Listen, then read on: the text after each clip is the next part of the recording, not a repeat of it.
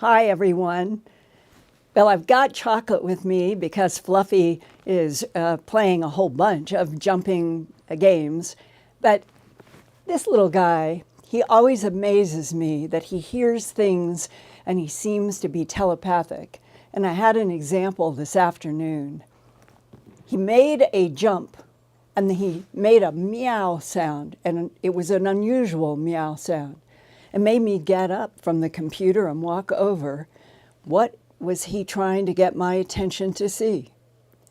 And a truck had pulled up into my driveway and was moving around, and he seemed to recognize that this wasn't something that should be here. And he was really making a sound that was like, come and take a look, is everything okay? And I realized how much, if we just kind of tune in, not only to our animals, but to each other as human beings, how much we can learn, how much we have communications coming at us that could protect us. If we just pay attention to the different shifts in frequencies, even in our pals like Chocolate and Fluffy and the wonderful animals that you all send me photos of. So this was like, cheer on, life. Cheer on, everybody. We may make it on this planet if we can trust each other and communicate. And look at how big he is. He is so furry. And I'm going to restart you. You're out of sync. Don't know why. Back live.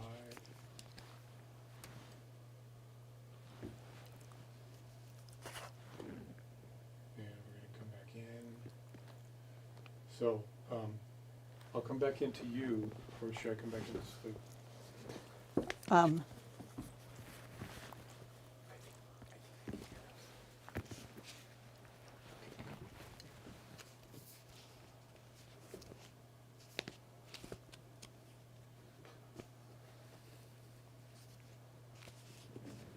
Fluffy, Fluffy, you came.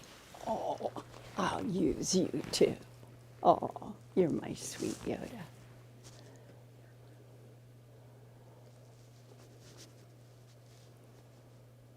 You're live, Linda. I don't see anything. Well, we had one of those sometimes perpetual YouTube out of sync problems. But in the meantime, I put Chocolate down and Fluffy came and stood looking up and saying, now it's my turn. So tonight he gets second act coming on, and hopefully we're going to stay in sync. And we got to get both of these big guys that are so furry and fluffy and wonderful. And as I said just before we lost the sync, if maybe we will survive on this planet if we learn how to tune into each other, tune into our pets, turn into life forms, to understand more and not reject and not fight, but listen. I love you. This is my Yoda. This is truly a Yoda. And I'm going to put him down because unfortunately, you go play. I love you. We are still in a planet that is fighting the horrible, horrible scourge of COVID. And this week, Associated Press reported, quote, the first confirmed United States case of the Brazil COVID variant was found in a Minnesota patient, close quote. The Brazil variant is similar to the South African mutated COVID variant. Both mutated variants are at least 50% more contagious than COVID-19, and there is growing medical concern that the South African variant could also be deadlier. To prevent further spread of the mutant coronaviruses, on Monday, January 25th, the White House extended travel bans on Brazil, much of Europe, and South Africa. There are worries that vaccines might not keep up with the mutation changes But this week, Moderna said its vaccine is still effective against the new South Africa and UK variants of the coronavirus. However, Moderna confirmed that the vaccine's immune response is slightly weaker against the South Africa variant. So now Moderna is going to try to make a booster shot for more protection against the mutations, increasing the amount of vaccines and getting them into a large percentage of 330 million American arms is still a huge challenge. Today, it was announced that retired doctors and nurses will be allowed to give vaccinations, and that in February, 100 vaccination clinics will be opened across the United States. Meanwhile, all but essential visits. Madrid, Spain has a vaccine shortage like the United States and much of the world.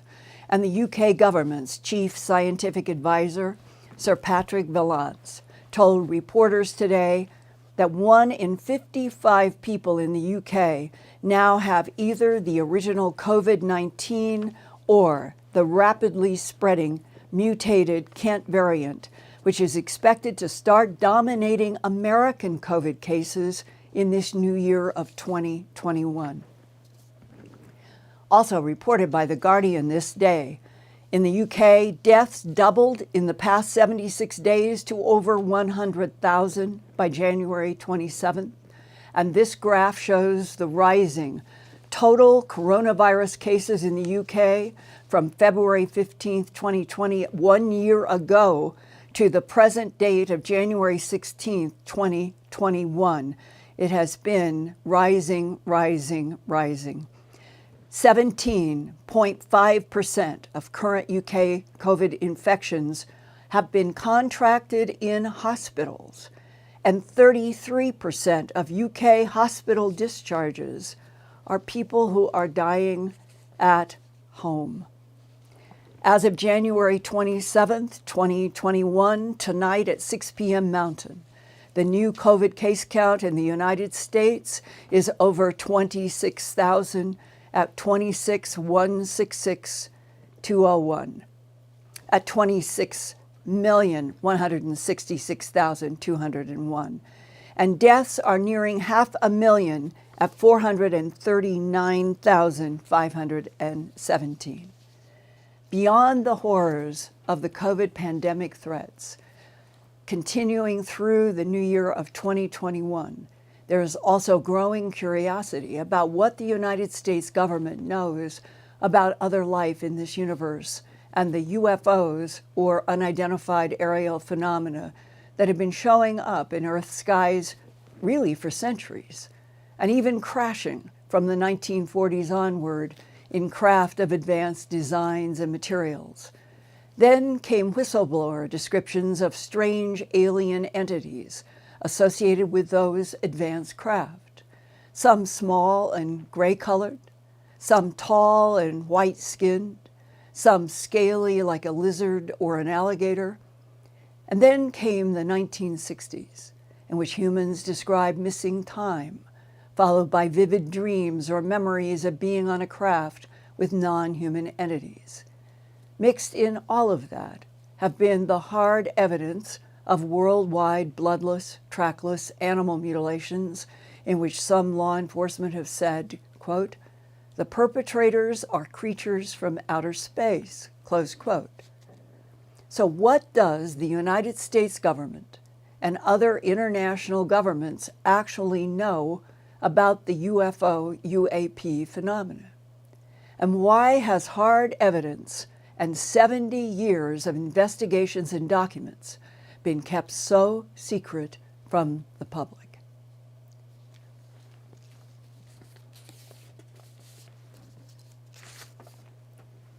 Those are the same questions that motivated John Greenewald Jr. in 1996 when he was 15 years old. He wanted to create what he calls the Black Vault. His teenage goal was to file Freedom of Information Act requests about UFO-related subjects to government agencies and then report publicly about whatever documents he received. Today, John Greenewald's The Black Vault is the largest private, citizen-run, online repository of declassified government documents in the world. Among the many government agencies that John has sent hundreds of FOIA requests to is the Central Intelligence Agency, headquartered in Langley, Virginia. The CIA came into existence in September of 1947, only 2 months after the July 1947 UFO crashes in the Roswell, New Mexico region.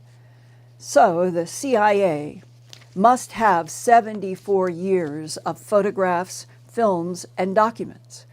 But from 1996 until 2020, a quarter century, John could not get FOIA replies from the agency.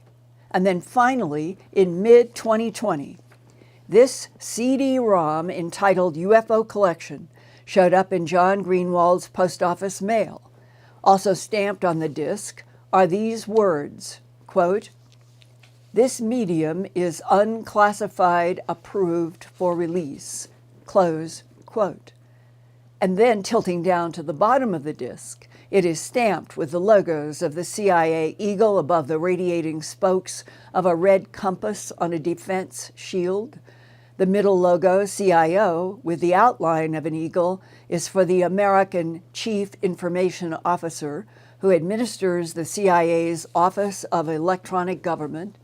And the third logo, IMS, over a triangle reminiscent of the 13-layered pyramid on paper dollars, is an acronym for Division of Information Management Review and Release Classification Services. Months ago, John started scanning each of the 2,780 pages that the CIA released in the CD-ROM. Now, John's searchable PDFs are posted in their entirety at the Black Vault website at www.theblackvault.com.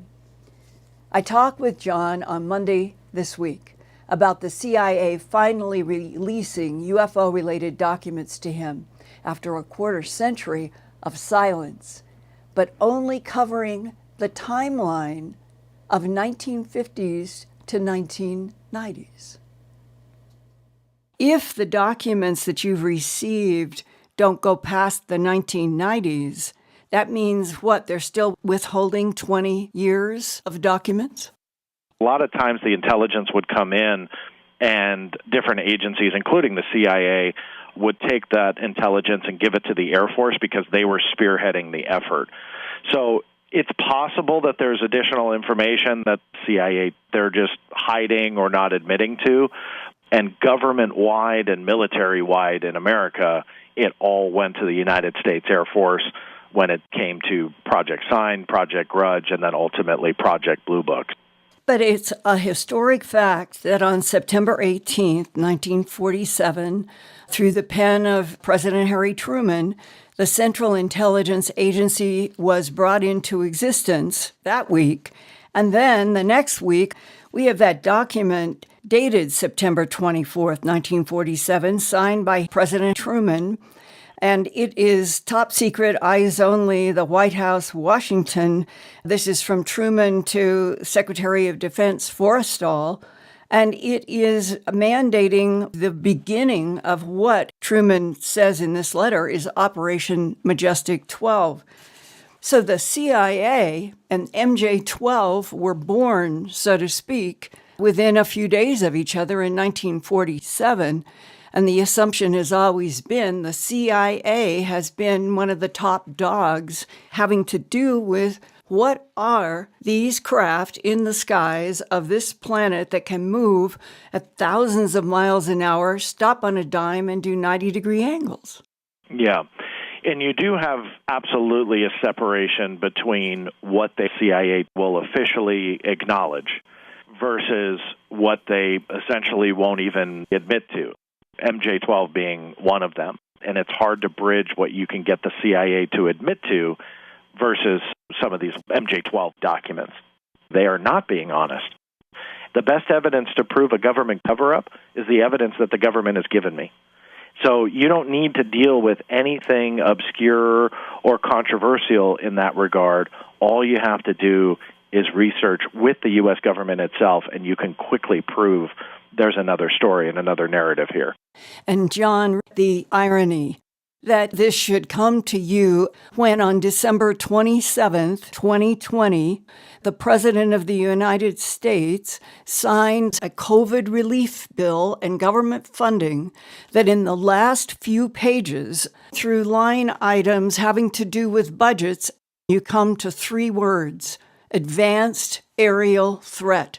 It directs that in 180 days from the signing, December 27th, 2020, that the Secretary of Defense, in collaboration with the Director of National Intelligence, will provide publicly and to Congress information that include advanced aerial threats in relationship to unidentified aerial phenomena, also known as UFOs, and foreign adversaries. Now we are waiting until June 24th, which will be 180 days, to see if there will be some releases about, are the foreign adversaries only Earth-based, China, Russia, and so forth, or are those words implying that our government already knows that there are foreign adversaries in outer space? Foreign adversaries, I believe that they're out to blame China, Russia, and advances in technology through other countries to potentially get more funding for our defense spending. That is potentially where this is going. But the other part of it, too, is they say in that bill that they can have a classified annex. And that classified annex essentially is a classified report that will go hand in hand with the public one, but the public just won't see it. And as someone who has filed 10,000 FOIA requests on all sorts of different topics, in a lot of different reports, there are classified versions of public reports. And as someone who has gone after a ton of those, even successful in getting some of them declassified, when you look at what the public was told, then you look at the parts of a declassified version so you're able to kind of see what used to be classified. A lot of times they're 2 different stories.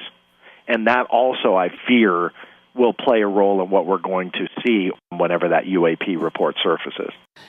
And there are frustrated military people. Their bottom line often is, we're not alone in this universe.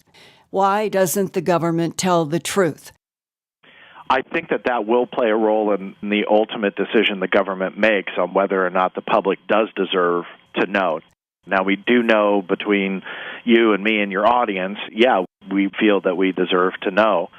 But the threat narrative, I think that's going to play a role on whether or not they actually do tell a deserving public the truth if there is this massive cover-up of alien technology or an alien presence. And that threat is, in turn, the true national security threat that keeps this under wrap and has done so for more than a half a century. So the reason why I bring that up is that threat language that's in the bill, I think, will pave the way for a very watered-down public version and then a very juicy classified version. Whatever the definition is of that foreign adversary, that becomes the reason why they will not tell us the truth, because that then defines the national security threat.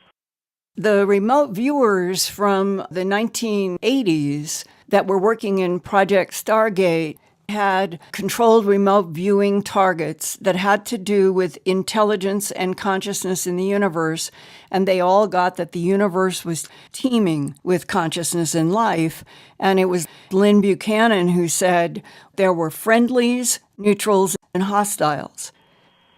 Yeah, and how advanced civilizations have explored and how they have taken lesser civilizations, ones that aren't as advanced, and it really didn't fare well to them. The expression that comes to mind is, there's always a bigger fish. And I think all of those facts play into that potential national security threat to keep it, at least at this time frame, from the general public. I ask you to give me documents, and let's go on to the Intelligence Information Report. It is another interesting one that implies the potential of threat given the location where this UFO is seen. And setting the stage, it's evening, a summer in 1973. A unidentified aerial phenomena, or UFO, is seen at what is called Site 7, that you have identified as a Soviet biological weapons research facility, and that the key in this report is that the eyewitness says that there is an unidentified sharp, bright green circular object in the sky about 70 degrees up, no clouds, and then it widens with green concentric circles around it and no sound. Can you go into the whole context of a report like this that might fall into a threat category? Sure. It shows that even though they are highly sensitive installations around the world, obviously with security measures, whatever this phenomena is able to go in, hang out, fly over, fly in, out, do whatever it wants, and a lot of times, most of the time, and arguably all the time, never get caught. The United States military installations have a lot of examples of this, but in this particular one, this was over the Soviet Union. It's called Vozrozhdeniya Island, Uralsk 7. And I believe that Uralsk 7 is that Site 7 that they're referring to, which was a highly sensitive biological weapons facility in the Soviet Union.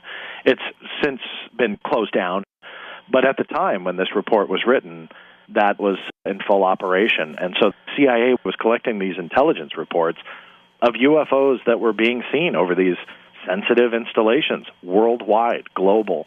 This particular intelligence information report, at the very top, you can see it's 1977. The CIA was watching on a global scale. This phenomena was still a threat, not only to America, because there's a lot of examples to that, but also to the world, that they had no idea what these unidentified craft really were. Yes, and you provided a fascinating assemblage of several pages labeled March 28, 1972, Bibliographies on Parapsychology and Psychoenergetics and Related Subjects in the USSR. Could you talk about the details in this flying saucers over the Belgian Congo uranium mines? Yeah, it's the illustration that really draws me to this one. This was an incident farther back in time, in 1952, and over these uranium mines in the Belgian Congo, there were two fiery disks that were sighted in the southern part of the Belgian Congo. The report talked about this saucer that had a diameter of about 12 to 15 meters, which is approximately 50 feet. I'll read to you just part of the report. The inner core remained absolutely still, and a knob coming out from the center and several small openings could plainly be seen. The outer rim was completely veiled in fire and must have had an enormous speed of rotation. The color of the metal was very similar to that of aluminum. The report also said that it changed elevation from 800 to 1,000 meters. Now, that's about 2,600 to 3,300 feet, and it would do that in just a few seconds. And John, it says it would come right back down to the treetops. Yeah. Demonstrating tremendous flexibility in going up high altitude and coming down low. Yeah. So you're talking about a highly advanced piece of equipment no matter what it was.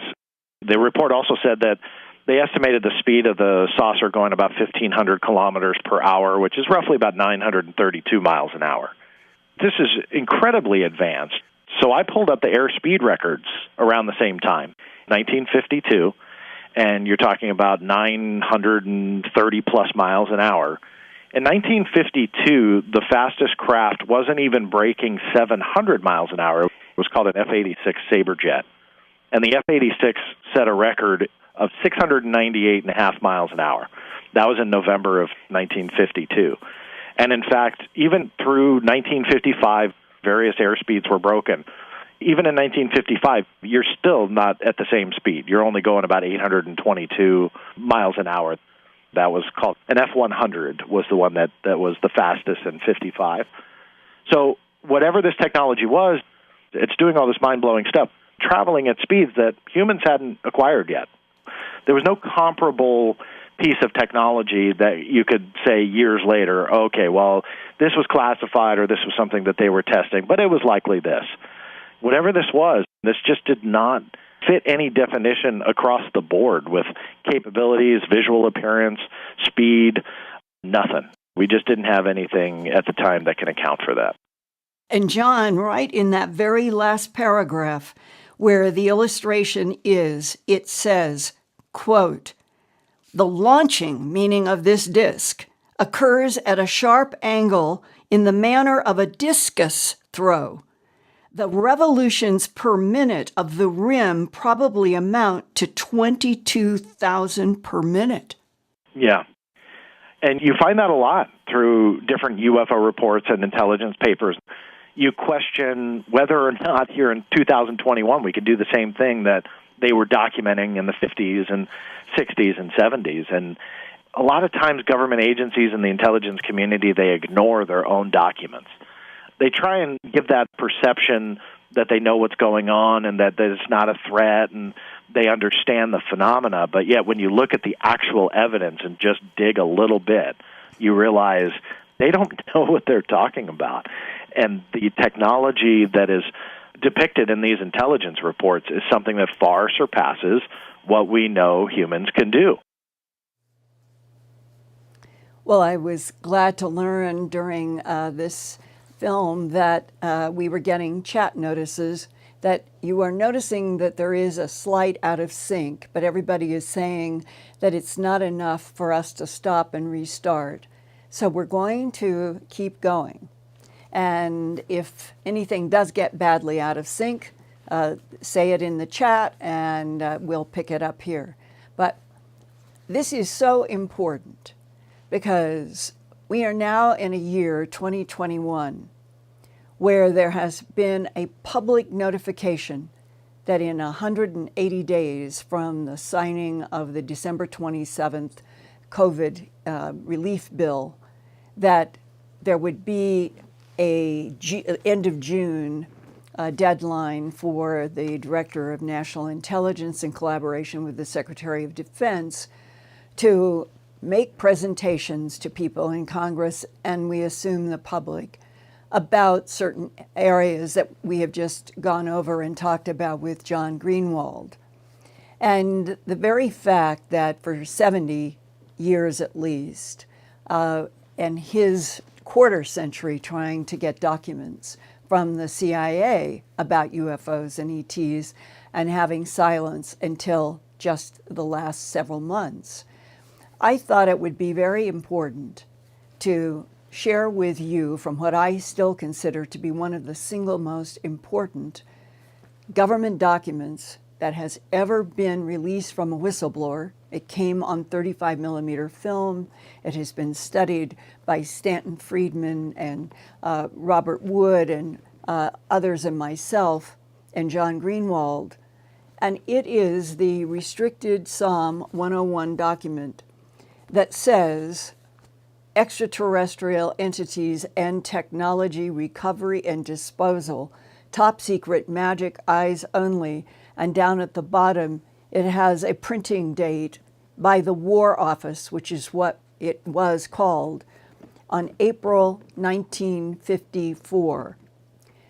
And what I think is significant in the context of the conversation that John and I had about just some excerpts from his 2,000, almost 800 pages that have finally come from the CIA, but strangely kept between 1950s and 1990s, when there has been so much UFO activity on this planet from the 1990s to the current day. But what is relevant to the whole swath of time from World War II to now, and knowing that, as it says in this training manual, that Operation Majestic 12 was established by special classified presidential order on September 24, 1947, at the recommendation of Secretary of Defense James V. Forrestal and Dr. Vannevar Bush, who was chairman of the Joint Research and Development Board. Operations are carried out under a top secret research and development intelligence group directly responsible only to the President of the United States. The goals of the MJ-12 group are as follows, and remember, these would be goals when this was published and printed in 1954. And it sheds light, I think, exactly on what has been repressed for the last 70 years since the war and since the 1947 period. This is what these men were organized originally by Harry S. Truman to do. The recovery for scientific study of all materials and devices of a foreign or extraterrestrial manufacture. And it's like that word foreign was stuck in this manual exactly like foreign adversaries have been put in the releases in relationship to the COVID relief bill. Foreign adversaries. Foreign adversaries can be human, but they can also be from outer space.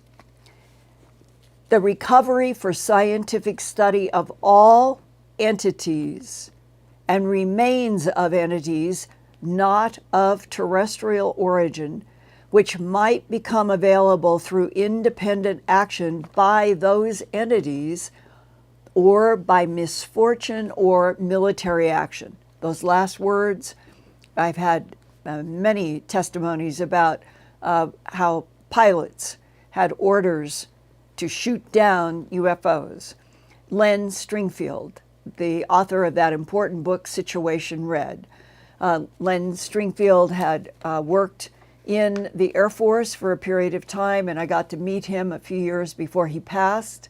And he told me, Linda, the standing order to try to shoot down UFOs in the late 40s into the early 50s, he said, caused the crashes of so many of our planes and the deaths of our human pilots, and the families were never told the truth.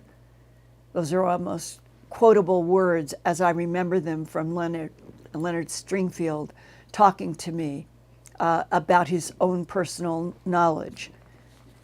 And then it goes into what this whole book is about, the establishment and administration of special teams to accomplish the retrieval of bodies and craft.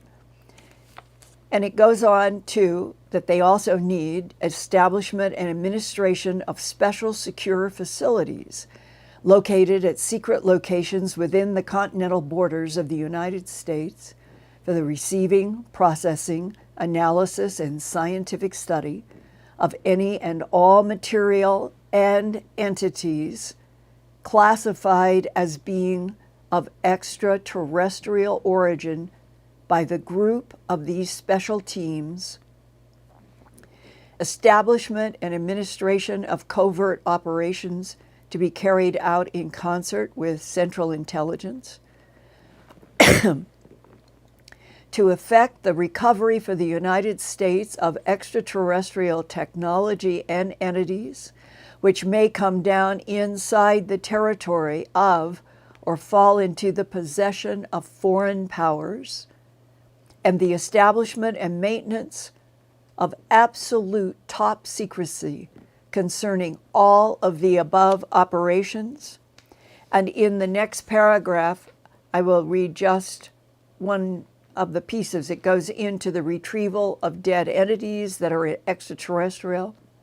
And it says, the greatest threat at this time, 1954, arises from the acquisition and study of such advanced technology by foreign powers unfriendly to the United States. That means that the competition on this earth between countries like Russia and China and the United States are a bigger problem. And that it is for this reason that the recovery and study of this type of material, extraterrestrial entities and bodies, by the United States has been given such a high priority. And they might add the words, is to be kept from the public at all costs. My prayer is for all of us, because it's unhealthy to be on a planet that has been carved and dissected and organized in order to keep this greatest of secrets, that we're not alone in this universe, we never have been, that other intelligences have been coming and going on this planet and in this solar system for millions of years. And if by 2021 going forward, we are not a species that the governments and the non-humans think can be told about this huge truth, that we're not alone and that the universe is teeming with life and consciousness, then what is the fate of Homo sapiens sapien? What is the fate of the human family if we cannot be told the truth and nothing but the truth about this huge, fundamental secret kept through the ages from this life form species on Earth, this current one at least 40 to 45,000 years old, always deceived, always kept in the dark, always kept from a fundamental right, I think, of us knowing as life forms on Earth that we are not alone, the universe is teeming with life and consciousness, and that maybe we could evolve from tribal warfare into a world of peace if we could communicate directly with the friendlies, as Lynn Buchanan said in his remote viewing. And in addition to the friendlies, why not the neutrals? And all of them could teach all of us about the hostiles. Why are they hostile? And certainly the neutrals and the friendlies know how to handle the hostiles. So why shouldn't we be told all of the truth? And in the last week of June, we will have a program, and whatever I can bring as knowledge then from whistleblowers or from direct information that will continue into the month of August, let's hope, with some substantive information from the Director of National Intelligence and the Secretary of Defense, not putting an arm's length against the truth again, but finally saying to Congress and to the American public and obviously the world, okay, here are some facts. I think you're ready. I'm certainly ready. Chocolate and Fluffy are. So let's hope as we evolve through the spring and the summer, trying very hard to defeat COVID and get rid of it, that the next big, exhilarating, huge topic that we will all be able, let's hope, in sunshine and light to talk is all of the complex questions and issues related to the consciousness of the human mind and its resonating with a universe that seems to be like a holographic structure, and that we are meant to keep evolving with strong souls as part of the machinery of this universe. And on that note, dear Ian in England, what have we got in comments and questions? Hi, Linda from England. Well, what a show. Well, first of all, I'd like to say thank you for everyone in the super chats, to Steve Nadamski, Michelle Richardson, Mark Kelly, Joyce Hartman, Josh Cohen, Solace Creations, Cat Chaser, Deborah McGavin, Wally Autry, TNC. I'm sorry if I've missed anyone out. I'd like to say a big shout out as well to Tricia, me in Las Cruces, New Mexico. Thank you for your comments as well. People were interested to hear John's assessments. Well done for doing that. That really made a difference. It sparked a lot of debate in the chat, and certainly our audience looked like they're ready for the truth. Well, one good. of the questions that does come up, though, is how can the government or the governments who have been hiding the truth for so long possibly row back from their years of denial and misinformation? I would say that they need to add humility to their list of characteristics that we all need if we're going to evolve on this planet without war. Humility means if we made an error, and I'm speaking now as if I were in the Department of Defense or one of the agencies, if we have had strict rules, if we have had policies of denial, if our mission has been to investigate and collaborate with extraterrestrial biological entities and or artificial intelligence from someplace else in the universe, and that the whole box in which we have worked since World War II is no one in the public, no one in the media should know.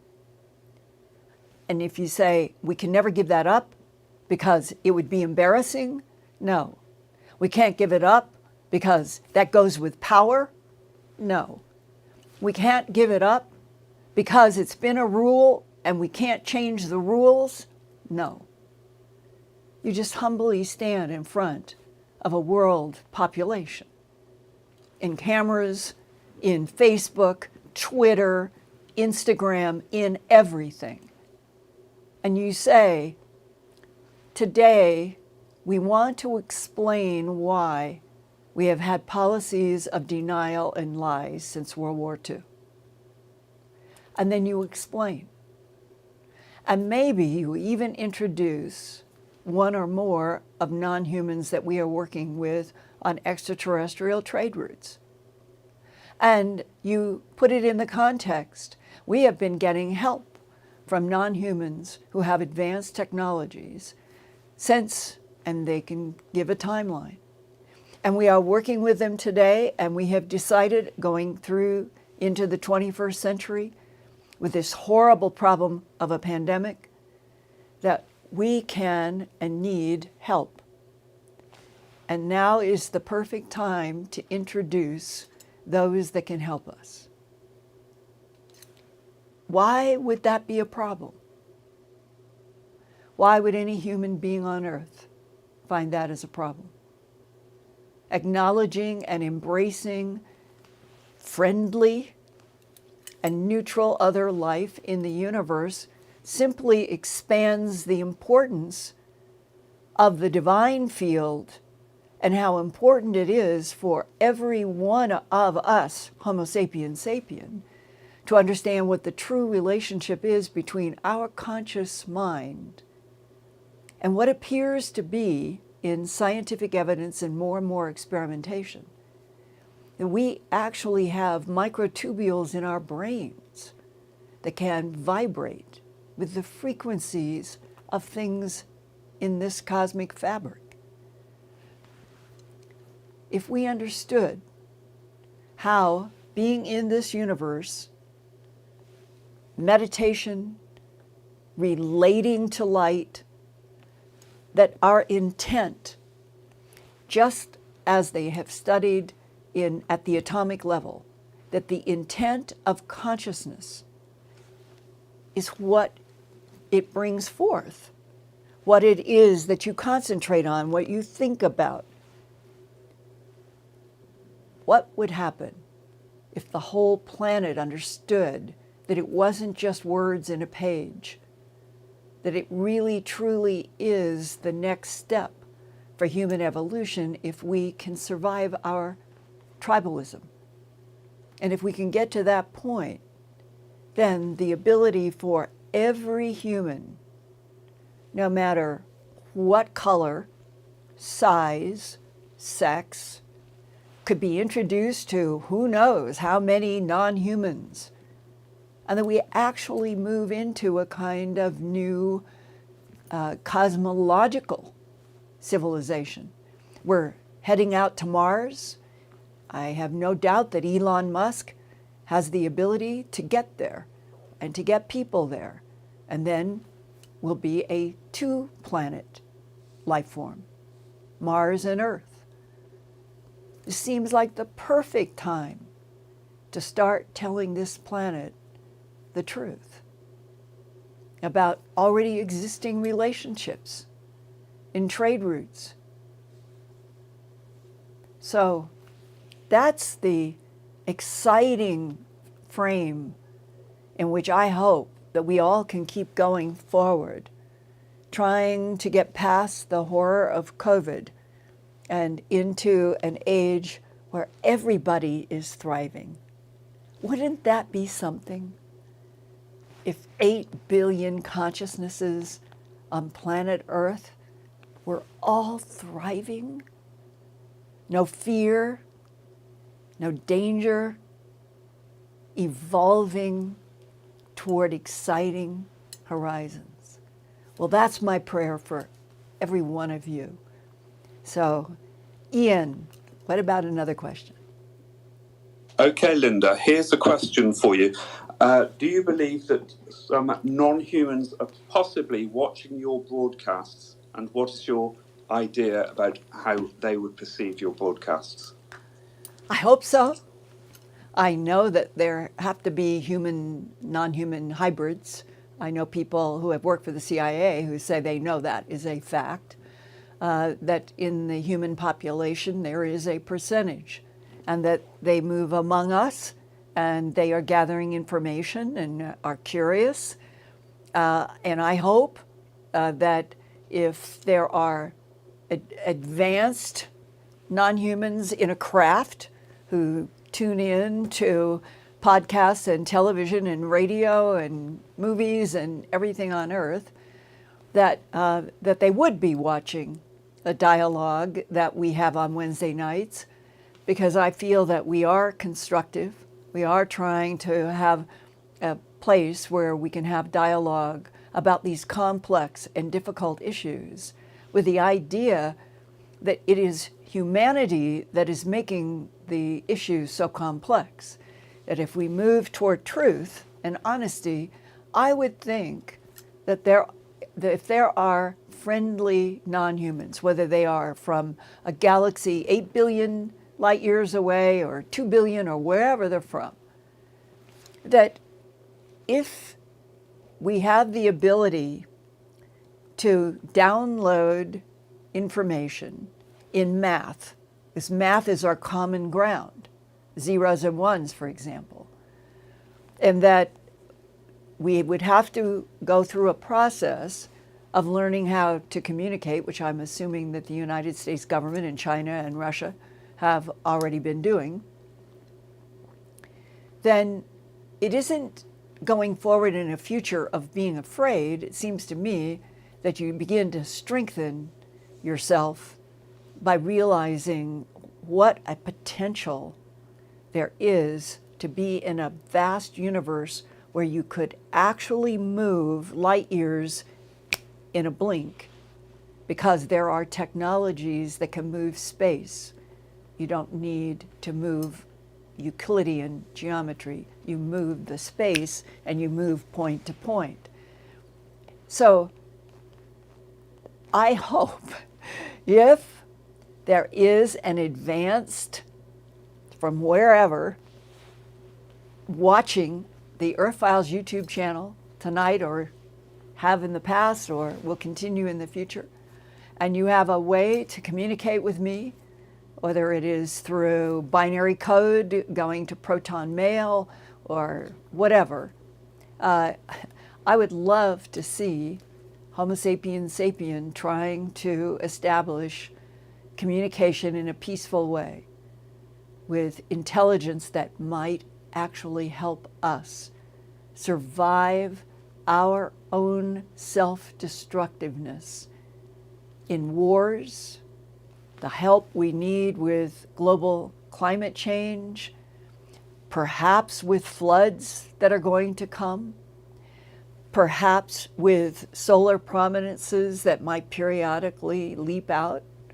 There are so many suggestions of unstable moments in our planet, our sun occasionally, the solar system. It must be like that throughout the universe. And that when you know what some of these beings seem to know over billion years, they could help us. So I understand that there are some people who argue that there are some kind of embargoes on communication, and that when a species are babies like we are, hands off, nobody comes in and interferes. Well, I believe the people who have told me we have hybrids here. If we have hybrids, it means we have interactions with people who have some other connection. And I don't think this is at all science fiction. I think what we're talking about now is the absolute physical reality of a transition, a revolution that we're in on this planet. And some people think we can't be grown up enough to go through the whole truth and not fall down on the ground. And I don't think there is one of you who comes here on Wednesday nights who feels like if they were given the truth, no matter what it is, that they would fall down. No. We're in a revolution. And we've got to keep supporting each other to get through this revolution in one piece, let alone COVID. So if any nice, benevolent, non-human who resonates with the divine field is there and can tell me in some communication how we get through COVID and what happens on this planet, try and reach out to Mars and beyond, I would be interested, but only in an actual non-human with advanced intelligence. And I think everybody would say that. Let's not turn it into a game. Let's see if there is rare communication in binary code or other. So Ian, what else? Linda, you've actually visited the Skinwalker Ranch Yes. in Utah. People are interested to know what your own personal assessment is of the situation at Skinwalker Ranch and whether you think that there may be a portal involved. Let me ask you guys a question. How many of you, since you were a child, have learned that when you pay attention to what you are feeling, no matter where you walk, whether it's in a store, a school, up in the mountains, in a city, and for me, Skinwalker Ranch, and you get some kind of a vibration, a frequency, a feeling, sometimes it is a tingle on the back of your neck or your head, and whenever you get that, no matter where you are in life, you learn from when you were a kid, you pay attention because something in you, which I think is your soul, is warning you. This is not a place that's positive. And that's exactly what I experienced at the Skinwalker Ranch. I think that that whole Uinta Basin, if you went down 25 miles, and you can't do that easily, but I think if you could go down 25 miles,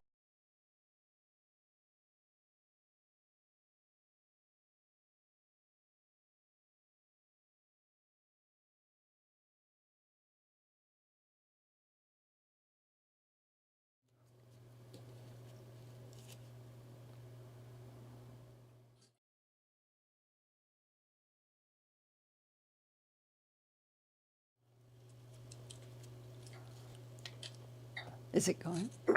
You're good. I don't see. There. All right, this is a metaphor for exactly what I was talking about, that we may be on a planet with a bumpy future, and we have a lot to learn, and that you just keep going. You put one foot in front of the other, and you keep going, and I will go on for another 10 minutes, and I wanted to finish what I was talking about, the Skinwalker Ranch. I had the ominous is probably too strong. Not liking the feeling there, definitely not liking it. And what I was saying before we were so rudely interrupted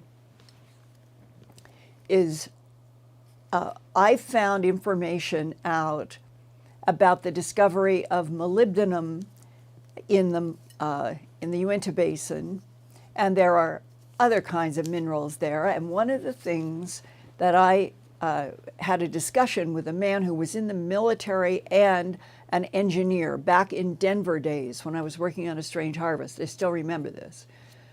And the engineer knew that right after the war period, or in that period of time, that the climax molybdenum mine up, if you have Denver and you have the Rocky Mountains, it's in that region, and that from the climax mine, if you went almost straight west, not very far, 300 miles, something, 400, you come, or you would cross, you'd be easily to get into the Uinta Basin in Utah. And think about if you have an aerial view of this planet, the distance between the climax molybdenum, that's got to be one of the harder words, molybdenum mine in Colorado, and then you go a little ways into the Uinta Basin in Utah, and it has molybdenum underground. This is a hypothesis, not proven, but it's something I have thought about and have talked with people about. The engineer with the military guy who talked with me in Denver said that they had firsthand information that at the end of the war, or thereabouts, that there were eyewitnesses up at the climax molybdenum mine in Colorado who saw something in the sky put a beam down into the molybdenum mine. And their speculation was that we were dealing with technologies that could extract molecules of metal into a technology in these craft, and that essentially our planet was being harvested for metals as well as genetic material and so forth. And I remembered that discussion about the molybdenum mine, and when I was at the Skinwalker Ranch, it was one of those questions that I had in my mind because I had discovered that there were quite a few metals. But here is the part that none of us know. How deep would you have to go to get to the molybdenum? And if there were basins or bases that non-humans would place deep underground on this planet that served them, they stay out of our surface life, they get what they need, whatever kind of metals, gold, they have their existence like down. Would their presence, their technologies that would be doing mining operations, interfere in some way with vibrations on the surface? Could it be that the Uinta Basin and other places around the planet that have high strangeness, have that bizarre feeling when you are walking that land? It is not a comfortable feeling there. Then, is it related to what is down deep below the surface? So that is where I place the Skinwalker Ranch with other places that I have felt as soon as I walked into certain places, even a crop circle once. It felt like Jell-O was resisting and pushing me back. out of a very specific crop circle, like danger, you don't want to be here. And that is that fundamental resonance with the universe, between our brains, our souls, what we're in, the environment, that is so important to pay attention to be sensitive to help children find that ability in them, for all of us to live with consciousness and awareness around us and what we feel. We should never dismiss what you feel, which can also be joy and exhilaration in places, as well as this is dangerous or it makes me nervous. Go with that. And Skinwalker, it has had we'll call it the negative vibrations going all the way back. The Utes and the Navajos, you go back 200, 300 years, having nothing to do with the modern 20th to 21st centuries, that it came into the public as the Skinwalker Ranch with animal mutilations and UFOs and lights and orbs and high strangeness. It was strange 200, 300 years ago to the Native Americans. So that means to me there is something there underground that affects the frequencies of the Uinta Basin and the Skinwalker Ranch. So, Ian, what about one last question? Well, this might lead on from your comments there about the energies at Skinwalker Ranch. People are asking in the comments about what do you know about the Schumann resonance and what you can add to that. Well, the Schumann resonance is a natural resonance of this big spherical planet. And if I'm recalling correctly, it's somewhere around, on an average of 7 hertz. If I'm not remembering the number exactly right, somebody can communicate with you, Ian, and you can jump in. I know that right now on the planet I get emails from people who say that they know that the Schumann resonance is changing, and that means that X catastrophe is going to come, or Y apocalypse, and I don't personally right now, and I must get into this with a geophysicist, I don't have current January 2021 discussion information with a geophysicist about the Schumann resonance and changes. But I would like to. And so over the next few weeks, I will try to get an interview done that would update us on what geophysicists are measuring about the Schumann resonance, any changes, has it been related to X, Y, or Z phenomena in the past? Is there anything about a change that would be predictive of a certain change in the core, magma, or anything else? And so I'll do a Schumann resonance show upcoming. And I welcome always from those of you who are scientists and engineers, or who work with agencies and have information through the military or the government. If you have information about anything that I'm saying that reinforces or is new or contradicts, I always like to learn more. And as you all know, I truly, truly honor the pressure of fact and truth. That's all I have ever wanted to pursue and know in this vast question about the universe and us and this earth. What is the truth? So for all of you out there, and I know that some of you are scientists, I welcome your input. And Ian, I hope everybody enjoyed this show tonight as much as I actually did, doing it in spite of the rock and roll of the problems technically, and that I feel it was wonderful to hear from you guys that you weren't bothered even when it was slightly out of sync. And we kept going, and here we right, are. Linda. People held in there, and they waited for you. So thank you for the patience of the Earthfiles audience in the chat and the viewers tonight. I love you guys. I truly do. I prayers for everybody to be protected from the terrible COVID, and that we will get on top of it, and it will settle away, and we will remember this for all the lessons it taught us about how much we love our family and our pets, and how much we love being able to go freely outdoors to a restaurant and a store. Would anybody alive during COVID ever take any of that for granted again?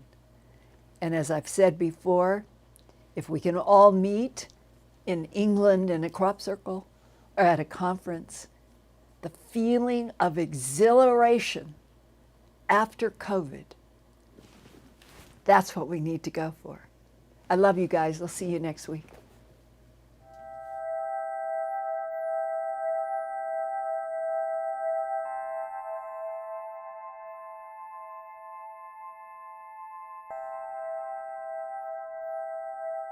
Turn on closed captions for YouTube videos by clicking the white CC button on the lower right. The default language for Linda's videos is English.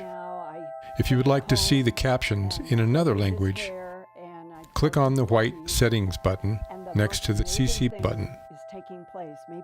Select Subtitles CC and then select Auto Translate. Select a language,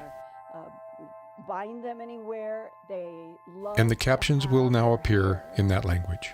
Sort of gone through, and they will hold their heads. I never had a cat do that before. And they'll pull against the comb, helping me get out snarls. And I think it's the best they've ever been.